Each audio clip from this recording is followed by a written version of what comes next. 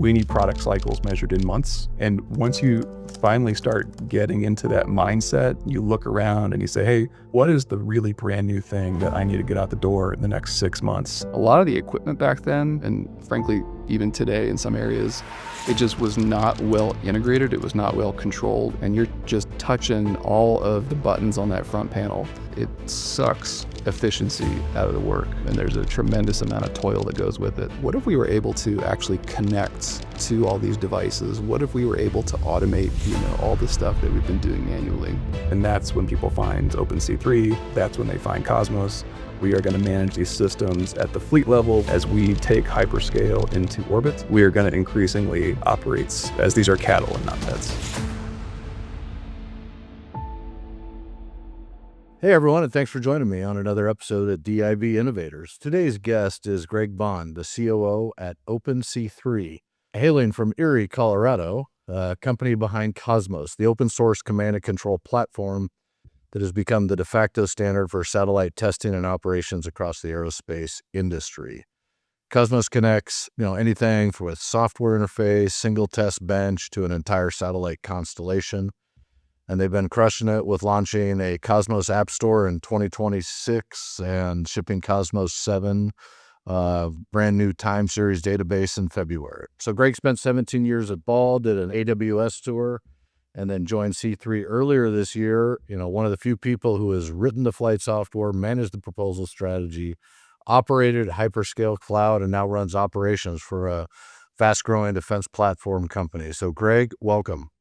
Thank you, David. It's great to be here. Love the show, and I'm glad to be on. Thank you. Fantastic. Well, let's go a little bit back in your background. I always think that's fascinating. So 17 years of Ball Aerospace, embedded code writing all the way to proposal strategy, and then you moved to AWS. Most defense folks stay in the defense industry. What were you trying to learn by going to AWS? What was the driver for that? It's a great question, and it was both kind of one of those big shifts and also kind of familiar too, because I did end up sort of in the national security part of AWS, which was still, the world's largest cloud company. So kind of my progression over the 17 years at Ball, which were fantastic, was increasingly kind of getting away from the direct, hands-on keyboard software development into that larger picture of where are we going as an industry? What are we doing? What are the threats? What are the opportunities? And, cloud, especially at that time, in 2010s and the, early 2020s, that's obviously was one of the big gravity wells kind of changing the industry. And I actually had a former colleague of mine over at AWS, and they're like, hey, we're doing some really cool stuff here. Part of it, you don't know most of it. Come over here and learn. And, my ears perk up, my eyes get wide anytime someone says, here's a learning curve for you. So I went over there, and it was, both familiar. Hey, these customers, a lot of the same concerns. By the way, there's even some embedded stuff. We're going to talk about, interrupts. We're going to talk about, memory, all the things that I've touched previously. But by the way, we're going to do this at scale. We're going to do this across the world. We are going to do this. You're never going to see the computer that this is actually deployed on. So it was kind of this weird mix of just brand new, and then also, kind of these echoes from my past experiences. A tremendous time there, and really some of the really most interesting minds. It really is kind of that amalgamation of these incredible, just mind-boggling commercial scale technologies kind of brought to bear on these more classic problems that we've, kind of see in our DIB past. Yeah. So in that, what you learned, I'm sure it was, slightly disorienting, just the different, capability sets.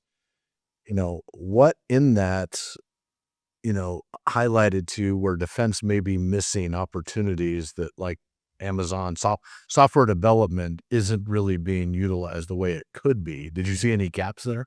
Yes, and I think one of the things that I've brought this with me kind of in my new role, and I'm going to hold on to this for the rest of my career. One of the real in day one, if you've got any Amazon blood in you, day one is a meaningful term to you. But from day one into all the other day ones that came after that, one of the things that was kind of really made obvious was this concept of very, very deep, very, very radical ownership. And that kind of goes down to, from the entry level software developer to mid-level to senior, everybody there has ownership of outcome. What does that actually mean? It means that if you are, if you've been on the job doing software development for a year and you say, hey, I think we're wasting our time here. We're doing this inefficiently. We're using the wrong technology. We're using the wrong process. You own that outcome. Like, you're not allowed to just say, well, I did it. I didn't like it. I didn't believe in it, but I just did it anyway. And it was really kind of that cultural touchstone of like every single person on the engineering payroll here, on the engineering team here, has a say. You can all, and this is another Amazonism, pull the and on cord. You can stop the bus. You can say, we're going the wrong direction. And culturally, that is meaningful, whether or not you're a senior with 30 years experience or you're brand new out of school. And that is just really impressed on everyone. And I think, especially as I kind of go back into, more of these DIB-centric orbits, that's something I bring with me is I really don't care how long you've been on this job. I don't care what you may or may not have done in the past. You're here for a reason, and you've got a responsibility. And every single day you come to the job, you need to bring that here. Maybe you're wrong, maybe you're right. We'll work through that part later. But there's no allowance for just kind of, being a silent member of the team, if that makes sense.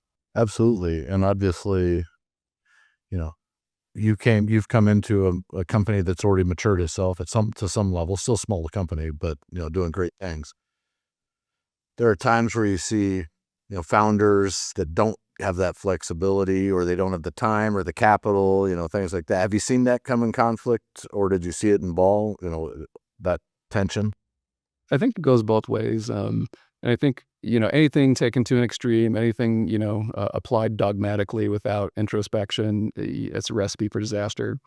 There are, and I'll kind of put this broadly in some areas that a lot of big primes, and this is kind of actually something I experienced in my own early days of like, I raised my hand and I'm like, I think I know something. I think I see something.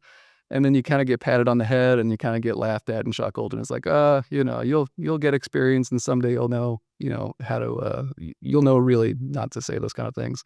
I think that's a mindset that I'm pretty allergic to at this point. And really, when I have an intern or, someone who hasn't been in this, when they say, hey, something's weird here, I don't understand, I think there's a better way.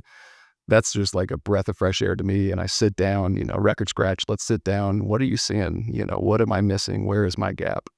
So is it endemic everywhere? No, but do we have room to grow there and room to like really explore our own, blind spots, kind of those areas that we think we're experts in, but we probably haven't really evaluated our assumptions in a decade.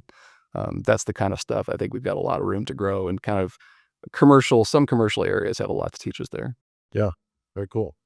So OpenC3 did not start with its own, hey, we got a problem, let's go solve it. It was a spinoff. So talk to us a little bit about that.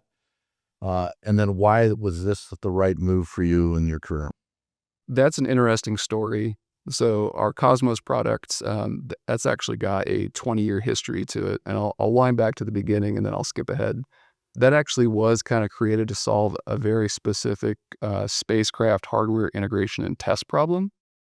So picture it's 2006, it's still pretty early days, and you've got, a lab, and you've got a very expensive piece of space hardware, and you're trying to get that through kind of that integration and test phase.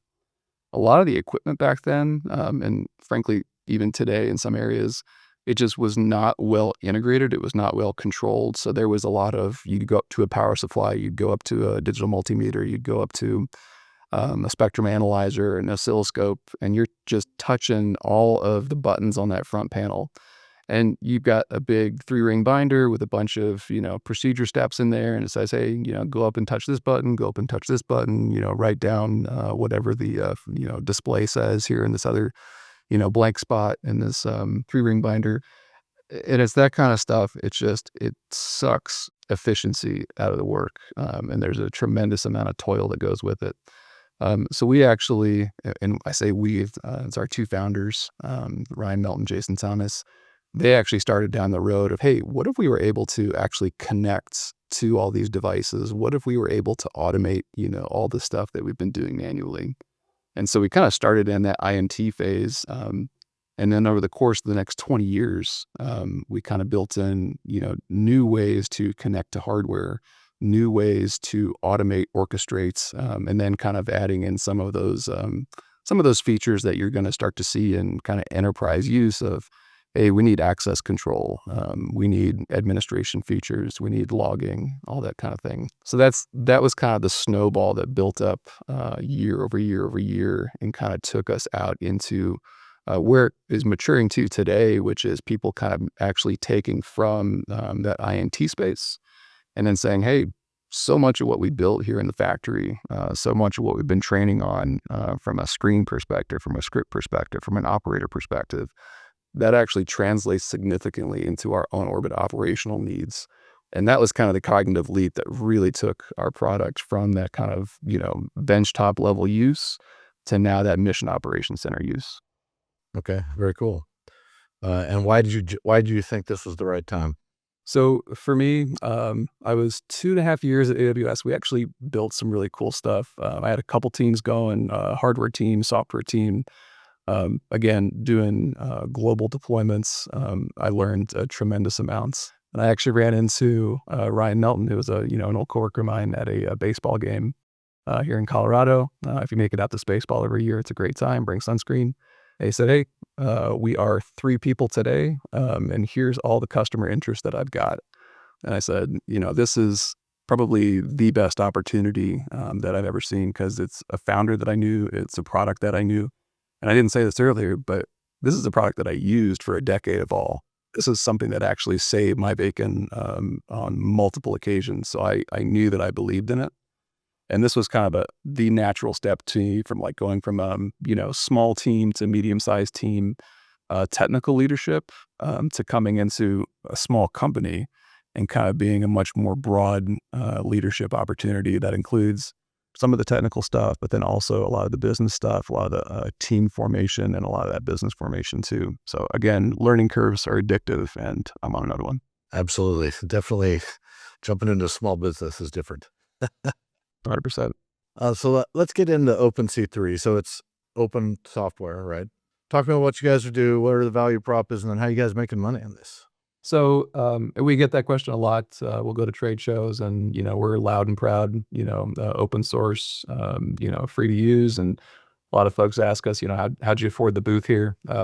But yeah, if you go on our GitHub, you'll actually see everything on there, including our documentation, all of our code, even our, planned features coming up. They're just in GitHub issues out there. So that's actually what most of the people who are using our Cosmos product around the world, they're using our free open source version.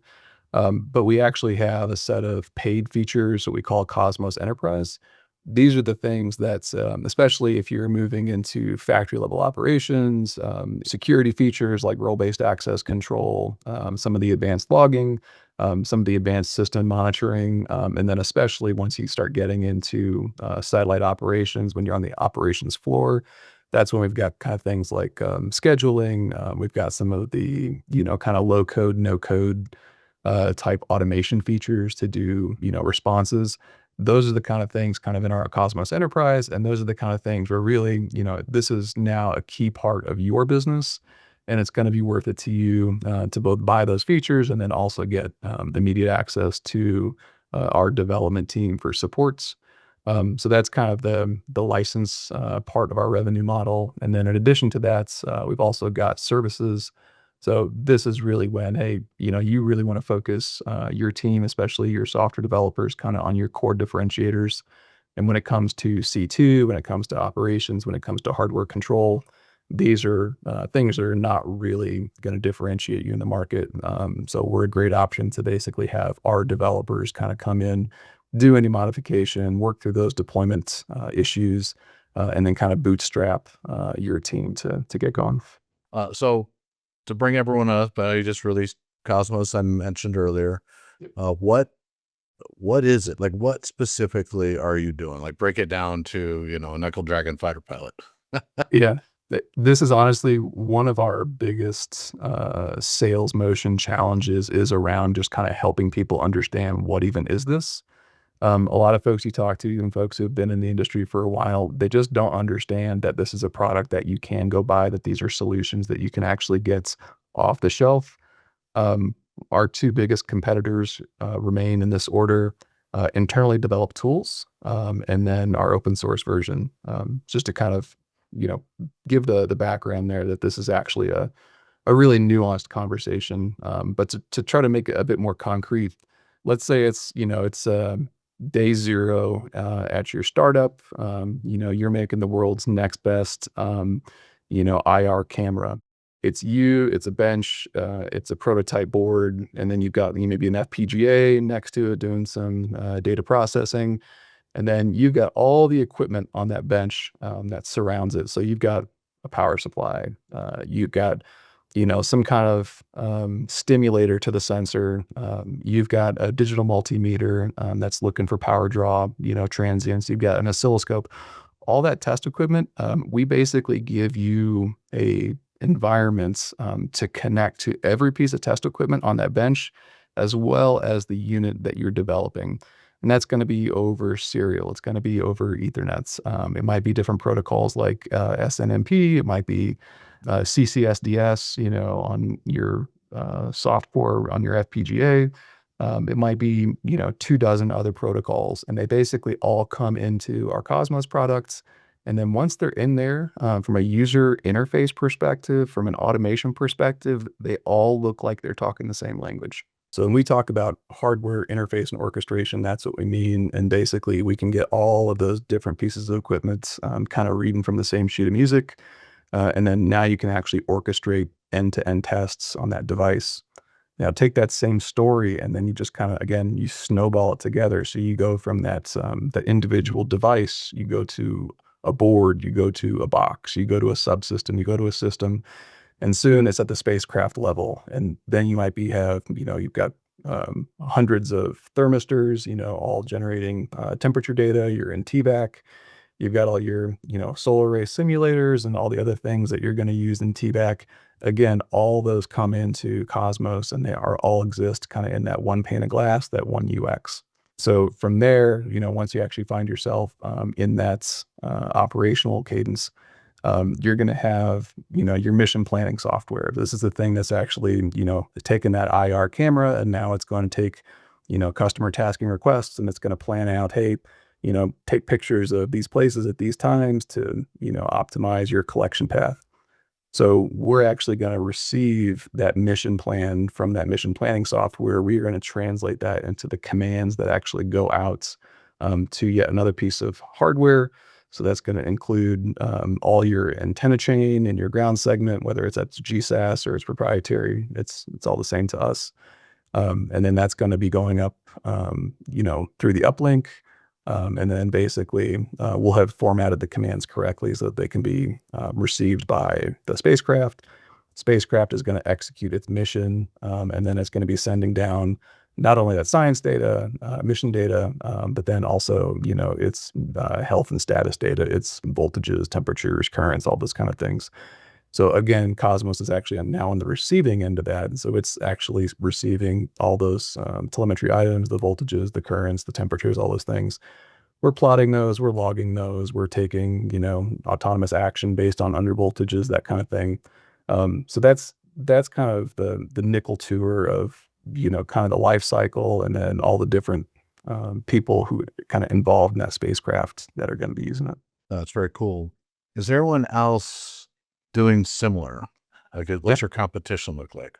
So yes, there's a company out of Europe. I'm going to say a word, YAMCS, YAMCS. They're actually one of the few companies out there who actually have a similar open source model. So they're one of them. There's actually, and to me, this is really exciting. We're actually starting to see VC money flow into this space for the first time in the 20 years that we've been at this problem. So we're actually seeing people who are finally, really understanding that this is a product or a market segment.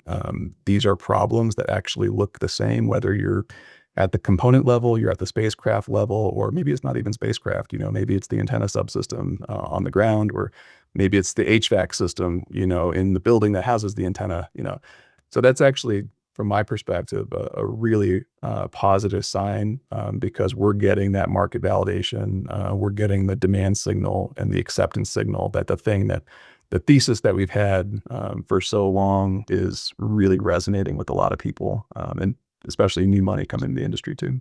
Yeah, that's very cool. Why do you think that's changed? I think, especially, when we look at the DIB, we would look at a hardware procurement, and we would say, it's 3, 5, 7, 9 years. It's going to be, this many zeros. And we all just kind of looked at each other and said, yeah, that tracks. We don't accept that anymore. We need product cycles measured in months. And once you finally start getting into that mindset, you look around and you say, hey, what is the really brand new thing that I need to get out the door in the next 6 months? And, it's not you interfacing to a new power supply that sits on your bench. It's not you, decommutating data in a slightly different way from a new, partner bus in orbit.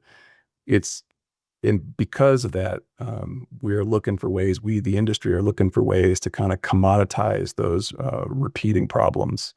And that is what is, kind of pushing you to say, well, what already exists out there? If me and my subs and my competitors have been solving this problem already, how have they been doing it? And that's when people find OpenC3, that's when they find Cosmos, and that's when they just go to reach for the solution that has already been working for other people for the last 10 years. What's the security? Do you find security concerns? Open source kind of just, especially for folks that don't work it around it very often, that obviously creates some initial questions. How do you handle that? And how do you feel about that? It's a great question. I get that question, but interestingly, I never get it from our customers. So I know it. It's fascinating, and I'll kind of walk through the why on that. So again, we've been open source since 2014. Our product, we have been used by primes, and we've been ATO'd in many interesting places over those years. When a prime comes and talks to us, and they specifically ask about the various security issues that are of concern to them, they usually ask for the same things. They ask for an SBOM. They ask for, hey, on a per release basis, we're going to need these scanning artifacts. We're going to need, a plan that when we do see a CVE or something similar, to get that mitigated on a time scale that's, relevant to the regulatory environment. And we have the best answer in the world, which is just go to our GitHub, and literally we have automated processes for every release that we put out. There's the software bill of materials. There's the antivirus results. There's the CDE scans. And we've also got all the recipes that show how we accomplish those. So if people want to run them independently, they can. I have never had a follow-up based on that response. So as you look at this, are you guys integrating LLMs and models into your software right now? And with that, there's a cost, right? Even I imagine for the free, how are you mitigating that cost or, accounting for it? That's a great question. And there's a few responses for that. One, and I think it's probably the most important one, especially from a cost perspective, is we're not a SaaS. So we don't actually operate our own software. We vend the software to our customers, and they actually deploy and operate it, which is, again, positive for the security environment. But when it comes to actually incurring, operational costs on a per minute basis, or however you want to calculate that, that's actually on the customer. So that's not something that we have to, kind of include in our own business model. So today, we're really leaning into the development side of using those AI tools. So from a Claude code perspective, and other, similar generative tooling, the returns on those over the last 6-8 months have just been phenomenal. I think that anyone doing software development these days is at least, played around with it. And I think a lot of the software houses that are able to use that are actually learning how to use that. And I predict, through the balance of 2026, we're going to increasingly see that as a significant mix in how software development gets done. From an actual product perspective, like how do our users interact with our system, where we're actually going, and we're not there yet, we're still in the developmental phase of it, is actually incorporating an MCP server into the products. And there's a few reasons for that, but a major one is, as we kind of look across our customer base, their ability to actually use LLMs and other AI models is actually extremely impacted by the regulatory environments that they operate in. So what we want to do is kind of give them that MCP server, and then that way that whatever LLM that they actually have access to that is approved for their deployment environment, they can then use that to integrate with our MCP server rather than try to foist a specific model or a specific server on them. Right. That makes sense. How have you seen, being in the software world, your entire career, the change in, from hard coding everything to now monitoring agents to coding? How have you seen that in the defense space? Is it taking hold? And, how hard is it to find or train those people? Yeah, it's a great question, and I think the answer is in flux. Because we literally see it month over month. Changes in capability and prices and risk. One of the overriding themes that I've seen, probably here in 2026 is the cost for a software feature is just dropping, dropping, dropping. But I think one of the touchstones that we have to come back to, and we've had to come back to this every 5 years for the last 30, is that customers, they don't want just a grab bag of features. They actually want a product. So those features need to be complementary. They need to be discoverable. They need to be reliable. In our part of the woods, they need to be auditable. They need to be loggable. They need to actually be comply with the regulatory environment. So I would say even as the per feature cost and timeline drops, the need to kind of bring those back into a cohesive product and keep end customer value is kind of that guiding North Star. That has not wavered an inch. And we actually need to be real careful that we're not just falling in love with these lower cost features and that we're still coming back to how does the customer derive value from this? Yeah. So you're supporting a lot of missions right now. You've got a small team. How can you maintain that ratio? How can you scale with that? Is that a challenge? Because you are small. Yeah, we're very small. And in fact, we're a completely bootstrap business, profitable. After our first year, we're just about 4 years now. So we don't have that hockey stick, staffing curve. Every new hire that we make is because we have customers who trust us and rely on us and fund us. So what that means is that we have to stay efficient. So this is one of those things where we're actually able to make a much larger impact with a smaller team by leveraging these generative AI tools than if they didn't exist. And that I think that's pretty exciting. And I think we're going to see more and more of that. Of people are not going to need to raise as much. Maybe they're not going to need to raise at all to be able to really make a deep impact from a software perspective, both in the DIB and then also in these commercial areas too. You've watched, I think with Ball, you've got to see the acquisition process in defense. You've seen the acquisition process now on, Amazon. Now you're back to OpenC3. You're integrating and helping a lot of companies prepare, products for the DIB. How have you seen the acquisition system change, and do you think it's been useful or it's working? I'll kind of constrain my response to the prime sub relationship. My visibility on the government to prime relationship is pretty limited. I think we actually had a really good conversation with one of our prime customers about sometime in the last month. And they actually said, "Hey, we like you. We like what you're doing. We like working with you. Tell us how we can make our solicitation process easier." And I had a very, a very immediate response, which was, the last RFP that got sent to me had 12 PDF attachments to it. I read them all. I understood them all. We acted on them all. We responded, as directed. But if you can cut that down a lot, that would make it so that I can basically get my hours, per transaction much, much lower. And the fact that they asked it all and the fact that they were responsive to that, I think was a fantastic sign.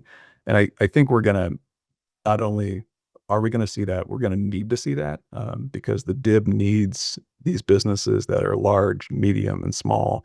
And especially for these small businesses, trying to help them out, trying to let them be profitable, successful, without having to add A lot of folks whose job it is really just to process those PDFs. I think that's going to be key for us. And I think we're seeing that. So you've now added MAVLink support, and that gets Cosmos kind of in the drone and autonomous system market. Different buyer than space satellites. How does that look for you guys from an expansion standpoint? Is it natural or is it really a pivot? It's a great question, and it's a topic of conversation we spend a lot of time on. So it's both different and not different. The part that's not different is when you look at hardware control, when you look at interfacing to hardware, when you look at orchestrating it, the problems actually tend to look very, very similar. So if you can do that in a spacecraft factory, you can do it in a drone factory.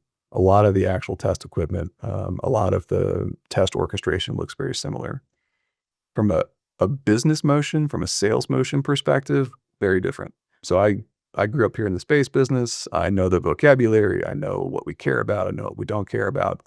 But you jump over even to an adjacent defense tech markets like drones, and the vocabulary is different. The history is different.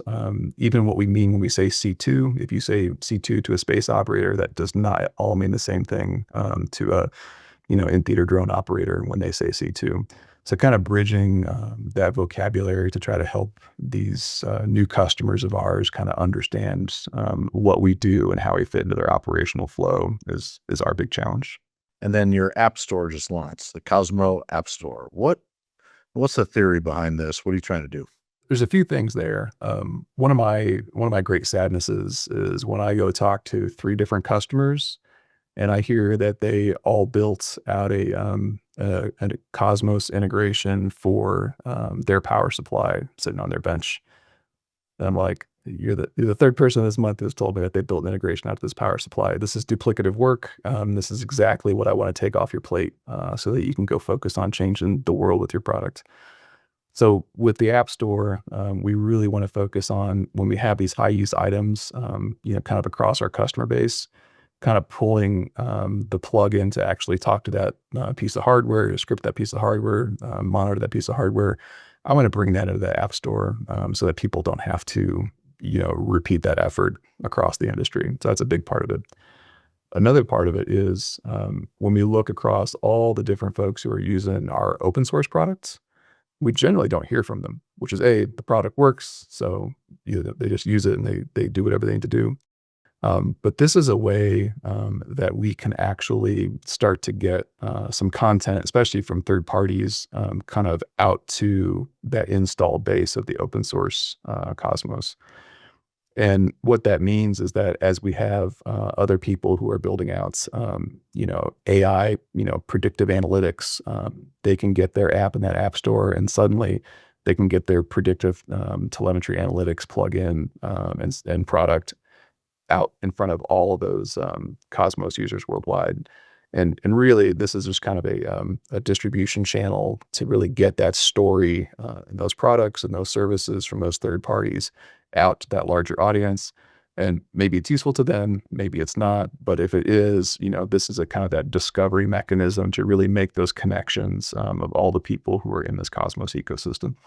Do they have to be free or is it chargeable? The App Store, they pay for it and bring it in. Not, you don't care. So today things are free in there. As we kind of get some mileage on that, we understand what is it that people want, how do they consume this, what are the sharp edges. We absolutely expect to move that into a monetized model where it makes sense. So if somebody wants to put something, open source in there, make it free and available, we'll distribute it that way. If they've got a business that's attached to, and there's a purchase or a subscription, we'll help them do that too. Okay, fantastic. And, 10 years from now, what will defense organizations wish they had started building into their C2 infrastructure today? And are any of them actually doing it? That is a great question. I think something that has really blown me away with the AI boom here in the last 3 years is just how capable the voice interaction has become. You and I are talking right now, people are going to consume this conversation and many others, and they're going to listen to it, they're going to watch it. And just I really underestimated, even 10 years ago, how good and how conversational automated systems can be. I think as we look at a hardware interface and control system, we can call C2, as we look at that 10 years from now, really understanding how those systems can bridge the gap between how a human wants to interact and then what the computer can actually do with its automated capabilities, whether that's voice, whether that's some kind of physical presence. And, we can say the word robot, maybe that's the right word, maybe it's not 10 years from now, but really allowing humans to lean in on the communication methods and mechanisms that really make sense to us as creatures and, bridging that gap out to, the automated system. To make that a little more concrete, I could say, hey, instead of having to type in, into an LLM model, how are all the temperatures across my, 2000 spacecraft fleet, you could just say that.